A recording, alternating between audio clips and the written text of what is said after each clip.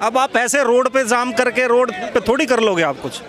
देश में संविधान होता है, एक प्रक्रिया है, एक ट्रायल है, उस पे ही तो चलोगे ना पूरा। और यही ब्रजभूषण है जो आप अगर आप पुराना रिकॉर्ड भी उठा के देखो तो सबसे ज़्यादा मेडल किसकी बारी में आए हैं? किसकी बारी में आए? ब्रजभूषण ही था ना जब कुश्ती इसका अध्यक्ष, जो अपना कुश्ती संघ का अध्यक्ष कौन है? ब्रजभूषण ही था ना। तो फेयर ट्रायल ही की होगी ना उसने, जो अच्छे अच्छे पहलवान भेजे ओलंपिक में, जो भी मेडल आए हमारे पास ओलंपिक में, कॉमनवेल्थ में, हर जगह अच्छा प्रदर्शन हो रहा है ना। तो अभी क्या दिक्कत है? कभी इन लोगों ने यहाँ पे धरना प्रदर्शन किया। जब ये सारा देश का संसद एक गौरव होता है पूरे भारत का, पूरे वर्ल्ड में एक परचम फहराने के लिए, सबका था धरोहर, हमारा अपारा सबका था। लेकिन उसके बावजूद उसी दिन क्यों चुन ली लोग ने? आप अगले दिन या एक दिन पीछे कर लेते। ये टोटली तमाशा था। ये डमरू बजाओ और वहाँ जैसे बंदर इधर उधर कूदा फांदी करता रहता था, 17-18 आदमी की भीड़ लग जाती थी। बंदरिया को लेके जा रहा है, चश्मा लगा रहा है और लोग बाग तालियां बजा रहे हैं, वहाँ यही काम लग रहा था। तो 2015 से आपने शादी में फ़ोटो खिंचवाए, 2015 में क्यों नहीं बताए थे आपके साथ ये सब चीज़ हुआ? ये सब सारा चीज़ जो है विपक्ष के साथ किया गया है। शरण सिंह और पहलवान को लेकर के लगातार पिछले 48 घंटे से कई तमाम तरह के अपडेट्स आ रहे हैं। वैसे में हम कुछ लोगों से बातचीत करने का प्रयास करेंगे कि जो ब्रिजभूषण शरण सिंह जो सांसद है, एक तरफ देश की बेटियां आंदोलन कर रही थी, वैसे 48 घंटे से देखा जाए तो कई तमाम तरह की चीज़ें हो रही है। कहा जा रहा है कि नाबालिग ने अपना बयान वापस ले लिया कोर्ट में। उसके साथ ये भी कहा जा रहा है कि साक्षी मलिक बजरंग पूनिया के द्वारा फिर से नौकरी पर ज्वाइनिंग हो गई है। ऐसे में आप तमाम चीज़ों को कैसे सोचते हैं? देखो, मैं तो सबसे पहले एक ही बात कहना चाहता हूँ कि जब सुप्रीम कोर्ट इसके बीच में आ चुका है, सुप्रीम कोर्ट ने अपना इनके एफआईआर के डायरेक्शन दे दिए हैं, इन्वेस्टिगेशन स्टार्ट हो गई है, तो जो दूध का दूध होगा, पानी का पानी अपने आप निकल जाएगा। अब आप ऐसे रोड पे जाम करके रोड पे थोड़ी कर लोगे आप कुछ। देश में संविधान होता है, एक प्रक्रिया है, एक ट्रायल है, उस पे ही तो चलोगे ना पूरा। और यही ब्रजभूषण है जो आप अगर आप पुराना रिकॉर्ड भी उठा के देखो तो सबसे ज़्यादा मेडल किसकी बारी में आए हैं? किसकी बारी में आए? ब्रजभूषण ही था ना जब कुश्ती इसका अध्यक्ष, जो अपना कुश्ती संघ का अध्यक्ष कौन है? ब्रजभूषण ही था ना। तो फेयर ट्रायल ही की होगी ना उसने, जो अच्छे अच्छे पहलवान भेजे ओलंपिक में, जो भी मेडल आए हमारे पास ओलंपिक में, कॉमनवेल्थ में, हर जगह अच्छा प्रदर्शन हो रहा है ना।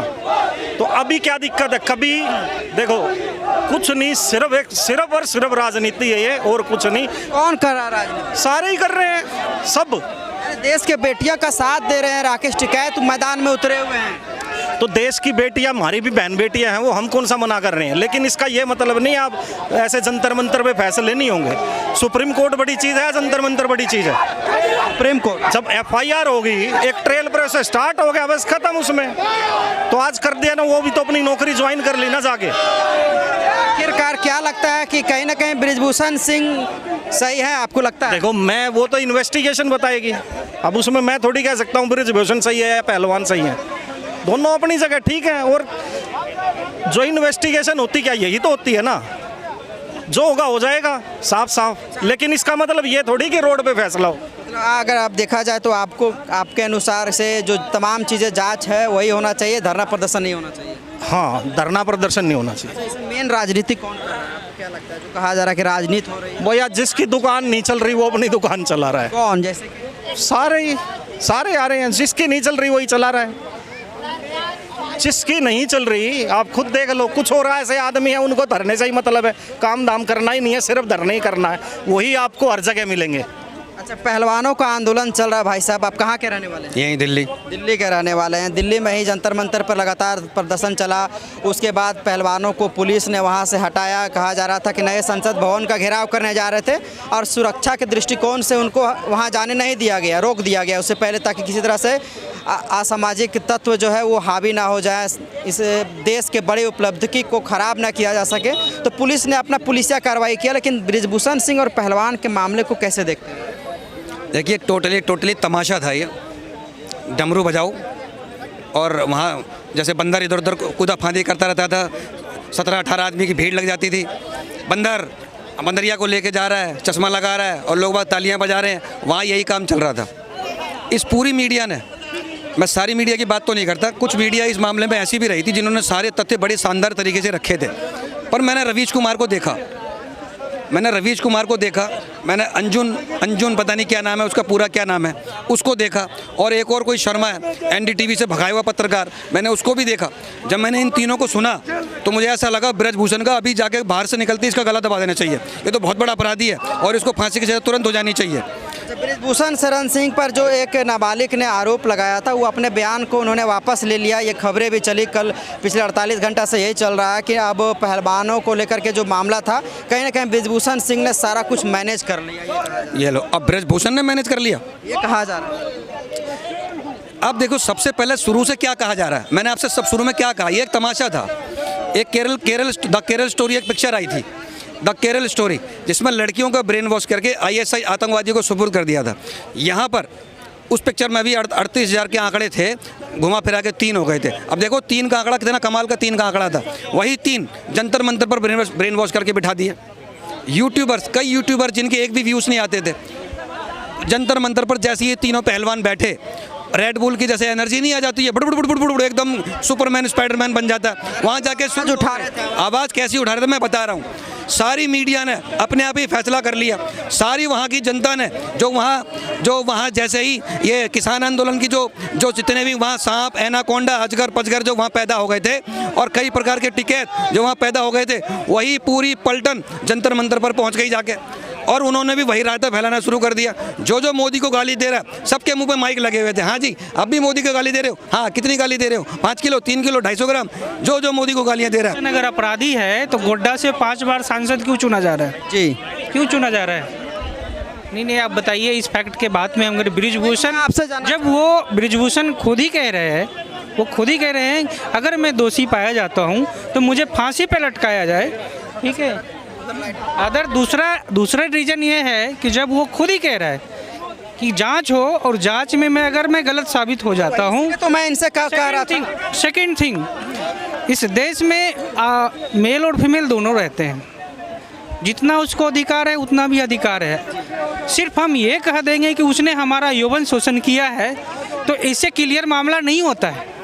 इसके लिए आपको जांच करवाना, अगर आपको इतना ही मामला था तो 2015 से आपने शादी में फ़ोटो खिंचवाए, 2015 में क्यों नहीं बताए थे आपके साथ ये सब चीज़ हुआ?